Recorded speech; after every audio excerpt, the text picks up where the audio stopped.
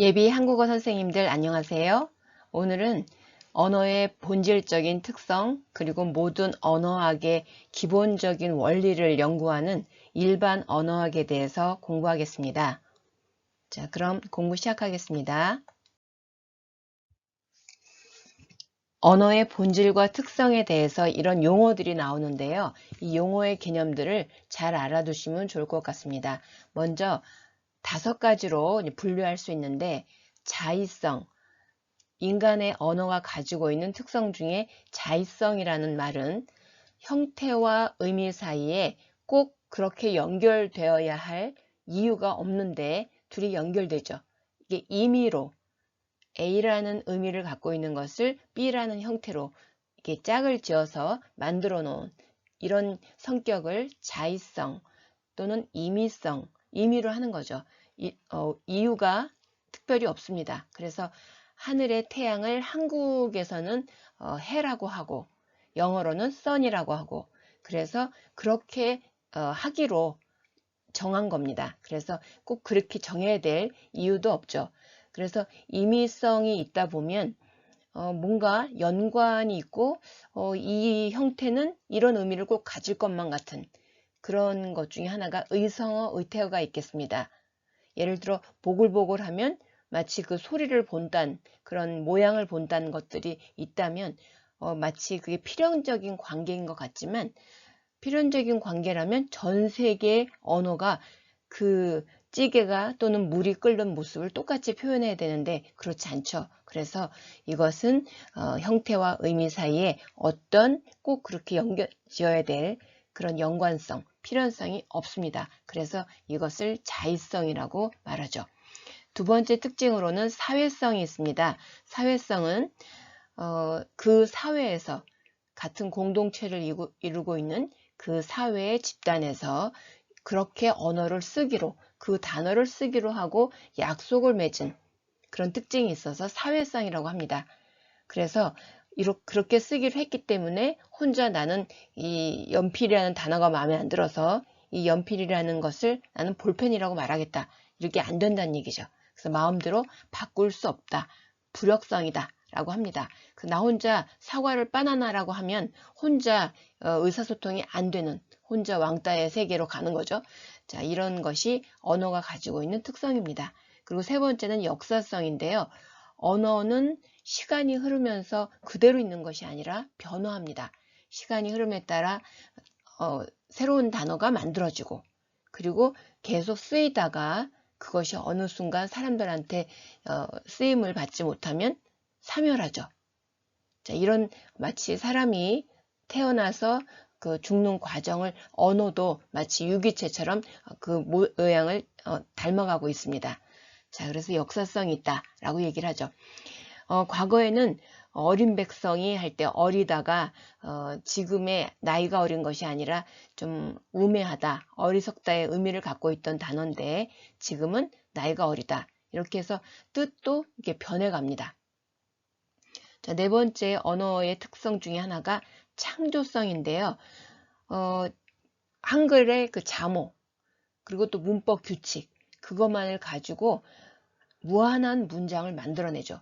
마치 음악이 음계 몇 개를 가지고 항상 새로운 음악들이 나오는 것처럼 새로운 것이 만들어진다. 그래서 창조성이다. 또는 다른 말로 생산성이 있다. 이렇게 얘기를 하죠. 그래서 영어로 뭐 26개 알파벳으로 단어와 문장이 계속해서 만들어지죠. 그래서 한 번도 과거에 만들어 보지 않았던 그런 문장을 나는 오늘 만들어낼 수가 있는 거죠.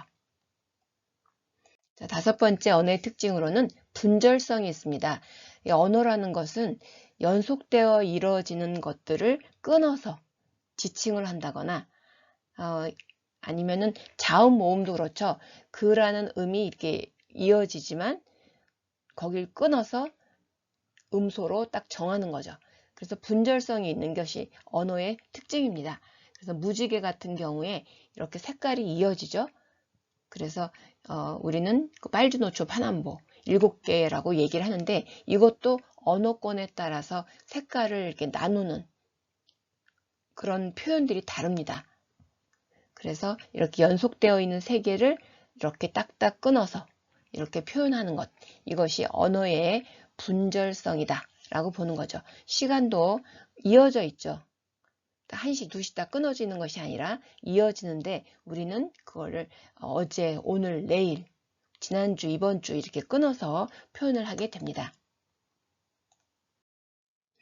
자, 이렇게 언어의 본질과 특성을 얘기하다 보면 더 추가되는 용어들이 있는데 기출문제도 나오고요. 용어 중에 지금 일반 언어학 3대 핵심이라고 해서 미국의 구조주의 언어학자 찰스 하켓이 13개의 동물의 언어와 인간의 언어의 다른 점들을 이렇게 설명하는 그 용어를 계속해서 나열을 했는데요. 그렇게 많은 것을 다 공부할 수는 없고 해서 기출문제도 나오고 자주 언급되는 용어를 3개 가져왔습니다. 그래서 앞에서 말했던 5개의 언어 특징 외에 이 3가지 특징도 같이 아울러서 공부를 해두시면 좋을 것 같습니다. 교환성이죠. 말 그대로 화자와 청자가 주거니 받거니 말을 계속 하는 거죠. 화자는 계속 화자가 아니라 말을 듣는 청자가 되기도 하고, 그리고 청자는 말을 하기도 하고, 이렇게 해서 계속해서 자기 역할을 주거니 받거니 하는 교환성이 있다, 이렇게 얘기를 하고 있습니다. 자, 그리고 이원성이라고 해서 뜻없는 어떤 소리, 음소와 뜻있는 의미, 이 2가지가 결합되어 있는 이중구조다 라고 해서 이원성이다, 이렇게 얘기를 하는 거죠. 항상 소리와 의미가 같이 가는 거죠. 그리고 3번째로는 전이성이라고 하는데요. 지금 여기 있는 것만 표현하는 것이 아니라 지금 보이지 않는 과거의 일들, 지금 여기에는 없는 다른 장소의 이야기를 하게 됩니다. 인간은 그렇게 언어를 사용할 수 있는 거죠. 그런데 동물은 지금 여기에서 일어나는 거를 서로 동물의 언어로 주고받는 것이지, 과거에 뭐 1달 전에 1년 전에 이야기를 가져다가 그거를 지칭하면서 쓸 수 없다는 것이죠. 그것이 동물의 언어와 아주 큰 차이가 있다라고 연구를 그렇게 했습니다. 자, 그리고 이 일반 언어학을 하다 보면 가장 중요하게 항상 그 언어학 역사 중에, 언어사 중에 이렇게 언급되는 그 구조주의 언어학자가 바로 소슈르인데요. 이 사람 프랑스의 그 구조주의 언어학자입니다. 그래서 그 역사적으로 언어를 연구하지 않고 그 동시대에 있는 것을 공시적으로 연구하는 그런 학문에 있던 그 현대 언어학의 중요한 기틀을 마련했던 그런 학자입니다. 그래서 이 소슈르는 일반 언어학을 시험을 본다라고 하면 적어도 이 사람의 그 랑그와 파롤은 이제 알아야 된다는 얘기죠. 랑그와 파롤로 언어를 나눌 수 있다라고 이제 그 언어학자 소슈르와 그 같은 그 연구진들이 이렇게 정리를 했습니다. 뜻을 보면 랑그는 사회 구성원이 공유하는 추상적 체계적 언어 규칙, 그러니까 언어를 어떻게 써야 하는지 어떤 이론을 말하는 겁니다.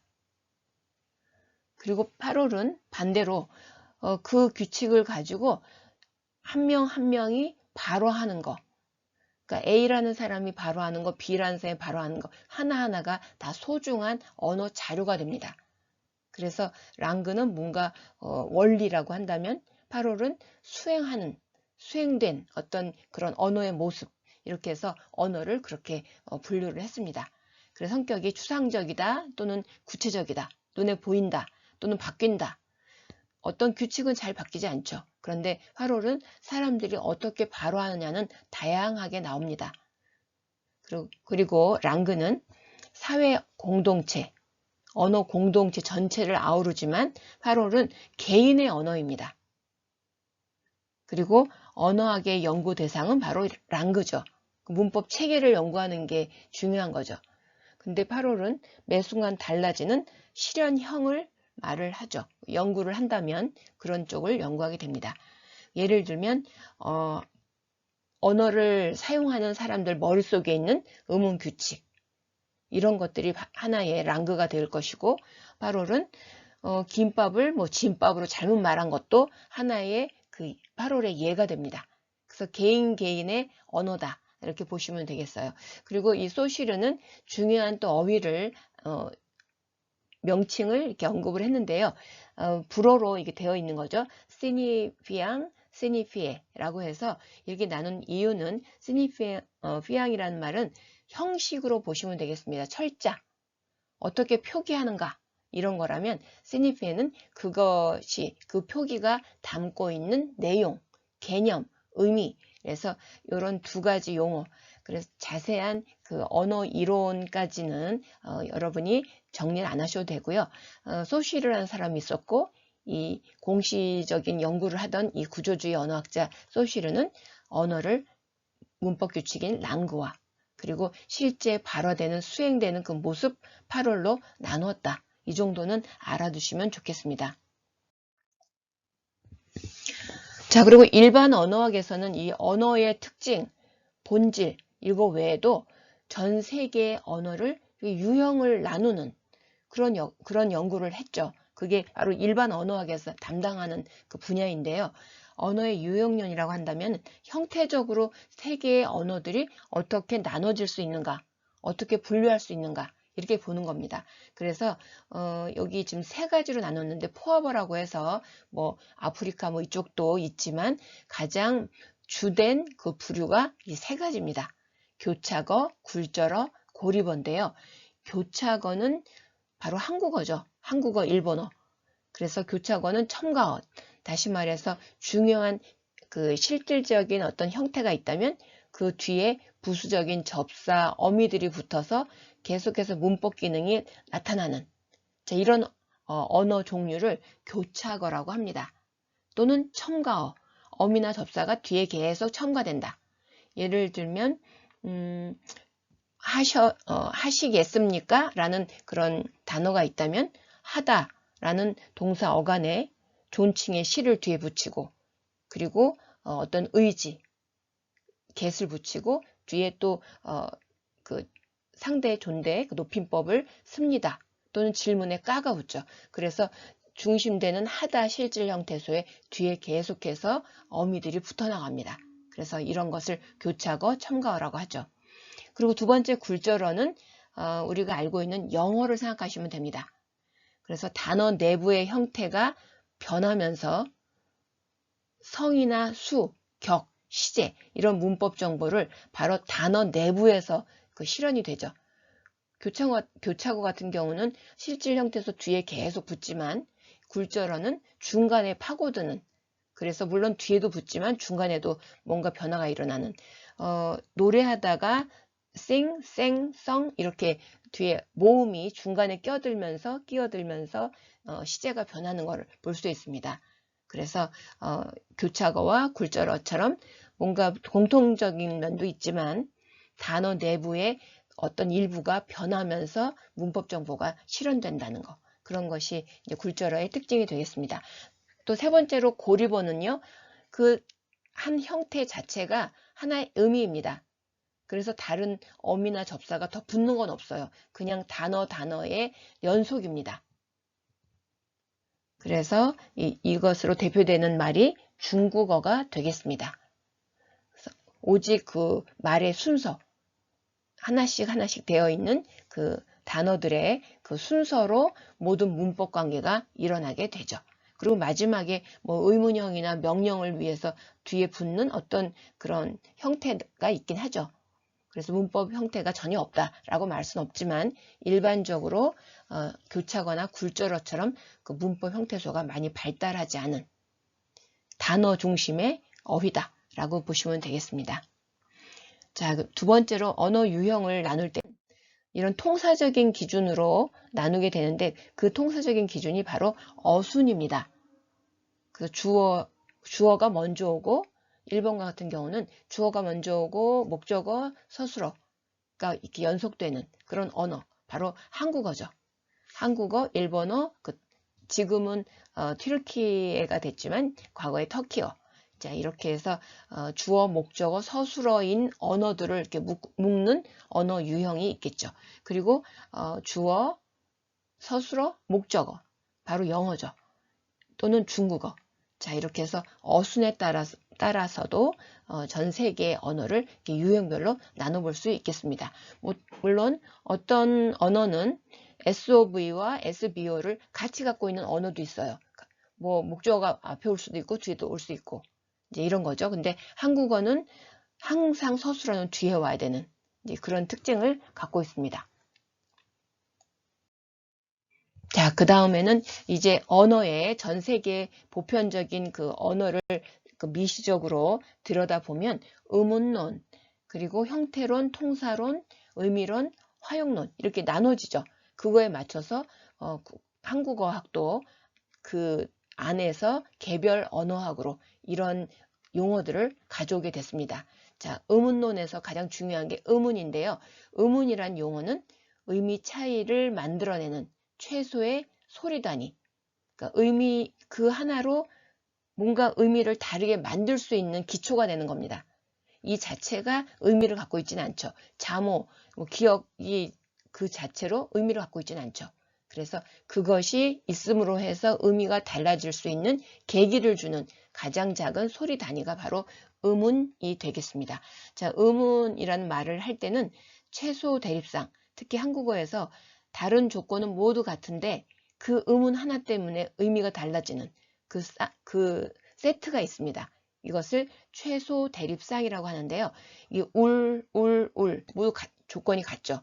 거기에 비읍, 피읍, 쌍비읍 어떤 것이 오느냐에 따라 의미가 완전히 확연히 달라집니다. 자, 이렇게 대립이 된다는 얘기죠. 그리고 R이라는 그 상황에서 디귿, 티읕, 그리고 쌍디귿을 쓰면 또 이렇게 의미가 달라지죠. 자, 이렇게 분리되는 쌍, 이런 세트, 이게 바로 최소 대립쌍이 되겠습니다. 자, 그리고 변이음이란 얘기를 의문론에서 하게 되는데 이거는 음입니다. 음은 아니고요. 음이기 때문에 같은 의문입니다. 기억이라는 자음인데 이 자음이 항상 같은 K로 발음 나는 것이 아니라 초성에서는 감기 할 때 기억에서는 처음 기억은 이렇게 K로 발음이 나지만 중간에 받침인 그 비음, 미음과 그리고 뒤에 모음, 이 좀 유성적인 환경입니다. 굉장히 유성이라는 것은 성대를 진동시키는 거죠. 모음과 이런 비음들이 모두 성대 진동을 일으키는 유성음에 해당이 되는데요. 이런 유성적인 환경에서 무성음인 성대 진동이 전혀 없는 그도 이렇게 쥐로 바뀝니다. 그런데 문제는 한국 사람이 알고 쥐로 바꾼 것이 아니라 말하다 보니까 유성적인 환경에서 나도 모르게 무성음이 유성음으로 되는 거. 이게 바로 변이음입니다. 그래서 같은 음운이지만 놓이는 위치, 초성에 왔느냐 아니면은 이렇게 유성적인 모음 앞에서 그리고 비음, 받침 뒤에서 소리가 났느냐 이런 환경에 따라서 소리가 바뀌는 그래서 이렇게 발음기호 안에 K부터 물결표 G를 쓰게 되면 이건 하나의 음문인데 소리만 다르다 라고 표시하는 겁니다. 자, 이런 것을 변이음이라고 하죠. 또는 짧게 말해서 이음이라고도 합니다. 자, 음운론을 지나서 형태론으로 가면 그 다음으로 우리가 알아둬야 될 부분이 형태소죠. 형태소는 뜻을 가지고 있는 가장 작은 단위입니다. 이거 하나하나가 다 의미가 있어요. 음운은 그거 하나하나가 의미가 있지는 않죠. 뭔가 의미를 분화시키는 시작점을 만들어내는 것이지 형태소는 그 자체가 의미를 갖고 있습니다. 물론 이 의미가 사전적인 어휘적인 의미일 수도 있고 아니면 그 문법적인 의미일 수도 있죠. 그거에 따라 지금 이렇게 또 형태소가 분류가 됩니다. 자, 자립 여부, 혼자 단어를 만들어내느냐 그러면 자립 형태소고요. 혼자는 절대 쓰지 않고 다른 것과 같이 결합해서 써야 된다. 그러면 의존 형태소가 됩니다. 예를 들면 읽다 같은 경우에 어간 읽만 말할 수 없죠. 그건 단어가 아니죠. 다를 연결해야 하나의 단어가 됩니다. 그래서 혼자 단어를 이룰 수 있는 형태소면 자립. 혼자 이룰 수 있는 게 보통 일반 명사들이죠. 하늘, 땅, 뭐 이런 것들이요. 그리고 어간 이런 경우는 모두 다 뒤에 오는 지금 이 뒤에 하이픈이 바로 뒤에 뭔가 와야 된다라는 것을 보여주는 의존 형태소의 기호입니다. 어미도 그렇죠. 어미는 앞부분에 이렇게 하이픈이 오죠. 먹어 할 때 어가 앞에 이런 하이픈을 넣는 이유는 앞에 어간과 결합해야 됩니다라는 걸 보여주는 거죠. 자, 그래서 자림 여부, 혼자 단어를 잃을 수 있냐 없냐에 따라 이렇게 분류하고요. 그리고 의미가 어떤 의미를 갖고 있느냐에 따라서도 실질, 어휘, 형태소 또는 형식, 문법, 형태소, 어휘적인 의미 있냐 없냐 이런 거죠. 자, 동생이 책을 읽었다. 자, 동생 실질 형태소죠. 자, 이는 어떤가요? 자, 그리고 책 실질 형태소죠. 그리고 단독으로 쓰이는 자립입니다. 자, 그리고 읽었다. 읽었다를 보면 읽다의 여기는 의존 형태소, 어또 의존, 다도 의존이죠. 모두 다 의존 형태소인데 의미를 보면 여기에는 읽다가 실질 형태소, 그 어휘적인 의미를 갖고 있죠. 그리고 나머지 문법 형태소들은 모두 다 의존 형태소이자 형식 형태소가 됩니다.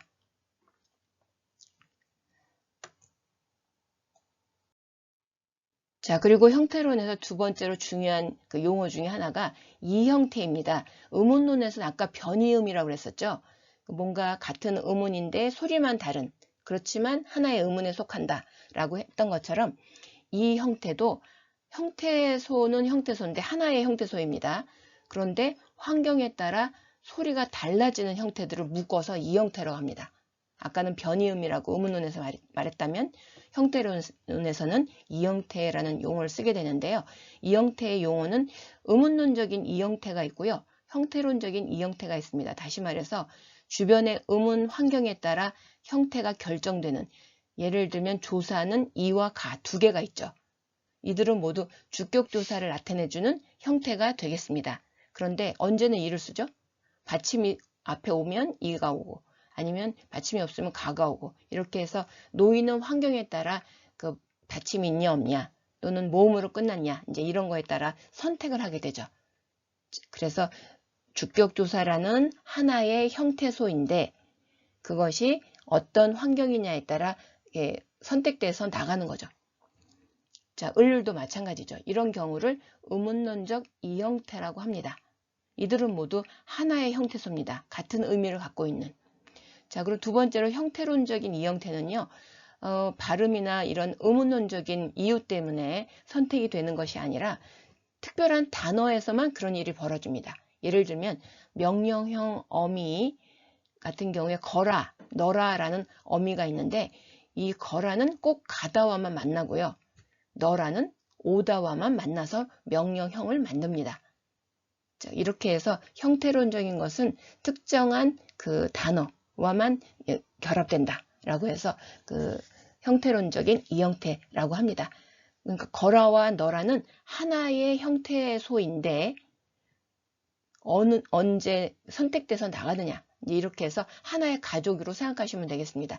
자, 과거 시제 선호말 어미도 하였어요 할 때 엿이 있죠.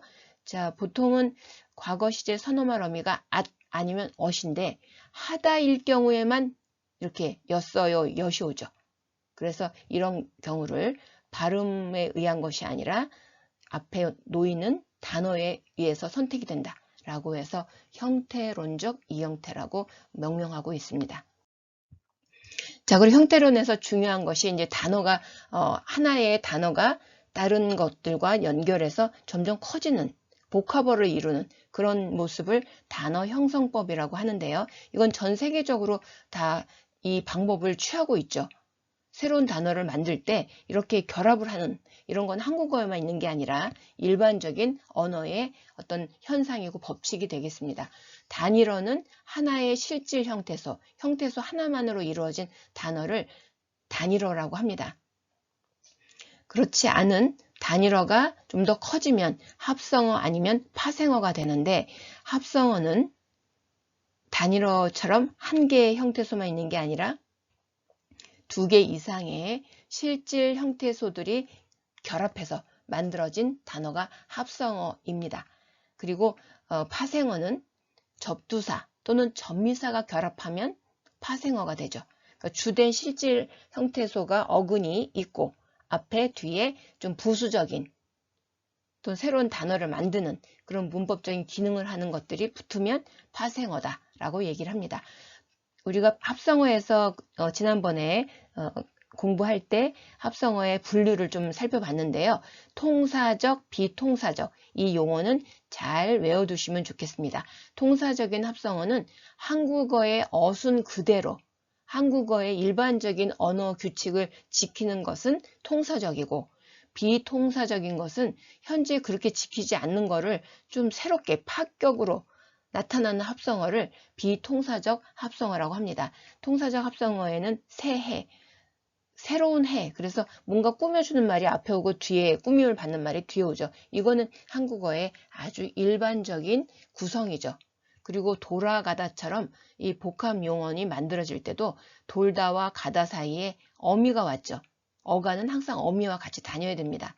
그래서 이런 건 아주 지극히 한국어의 일반적인 합성 방법이다 라고 해서 통사적 합성어라고 합니다.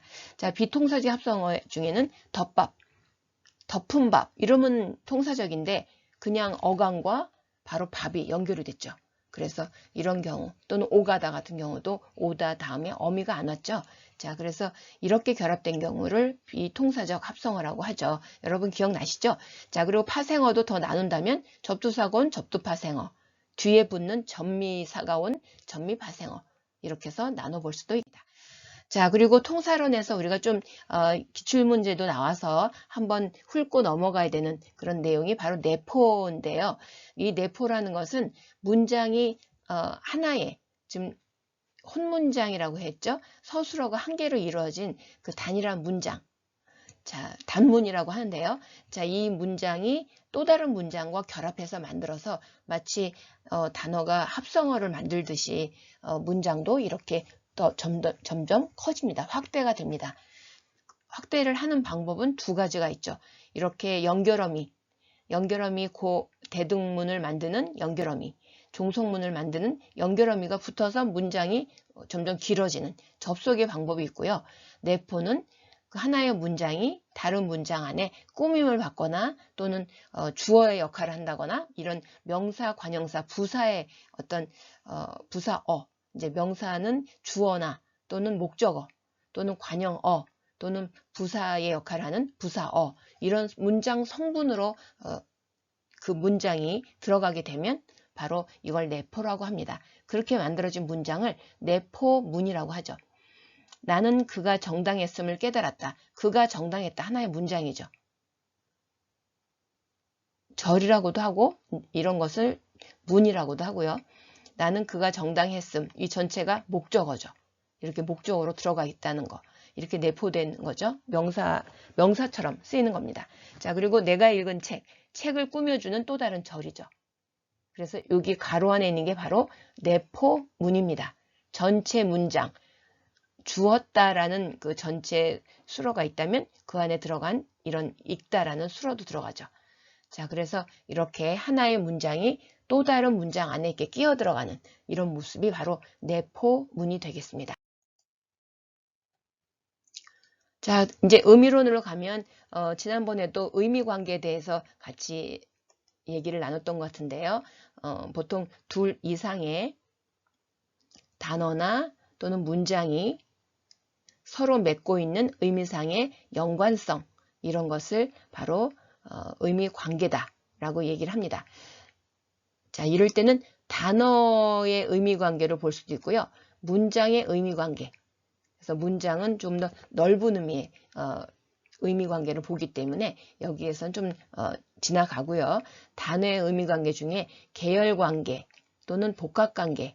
자, 계열관계는 동의어 관계 있죠. 동의관계, 유의, 그리고 반대말, 반의, 그리고 그 상위범주의 말과 내포되는 그 범주의 그런 상하관계, 상위어, 하위어, 자, 이런 관계들과 또는 복합관계가 있습니다. 바로 복합관계가 다이어죠. 다이어와 동음이어를 같이 비교해서 볼 수 있겠습니다.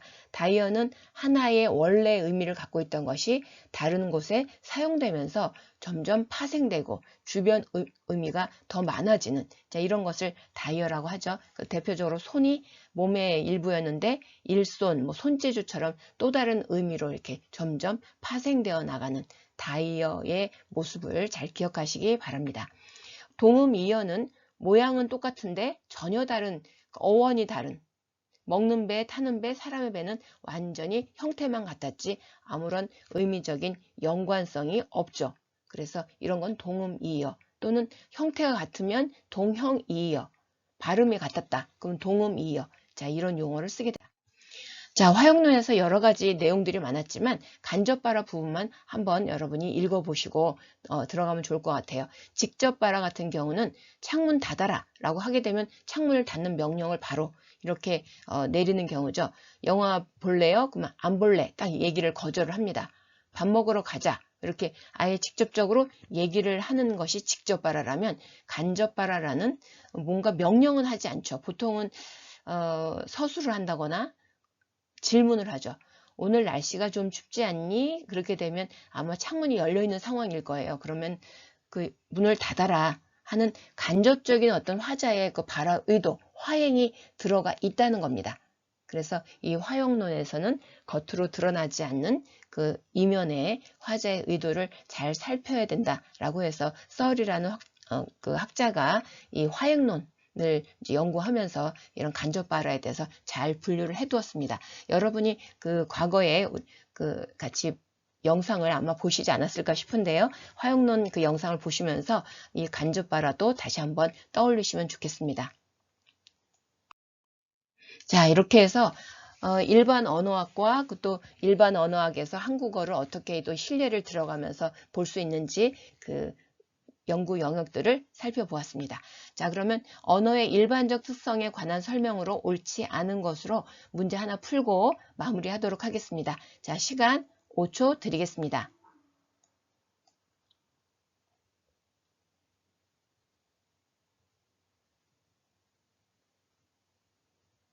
네, 푸셨습니까? 네, 답은 기억나시죠? 자, 이 언어의 일반적인 특징은 꼭 기억해 두시면 좋겠습니다. 네, 답은 바로 1번. 교환성. 자, 교환성이 뭐였죠? 서로 주거니 받거니 하는 화자와 청자가 자기 역할을 이렇게 바꿔가면서 대화가 이루어지는 그런 상황이었죠. 그런데 여기는 발화 현장과 시간, 공간적으로 분리된 사건이나 사물을 기술할 수 있다. 이거는 뭐였죠? 그 호킷이라는 사람이 3가지 더 추가한 네, 바로 전이성이 되겠습니다. 전이성은 지금 현재 일어나고 지금 이곳에서 일어나지 않은 이야기도 말할 수가 있습니다. 과거의 일 또는 미래의 일도 말할 수 있고요. 자, 이런 것을 그 동물의 언어와는 아주 다른 인간의 언어로서 그 특징을 정리한 그런 내용이 되겠습니다. 나머지는 이원성, 자의성, 생산성은 다시 한번 읽어보시고 마무리하시면 되겠습니다. 자, 오늘 여기까지 일반 언어학의 기초 정리를 해드렸고요. 이제 다음 시간에도 제가 빨리 정리를 할 수 있으면 계속해서 영상을 올리도록 하겠습니다. 자, 오늘도 여러분의 꿈을 응원합니다. 감사합니다.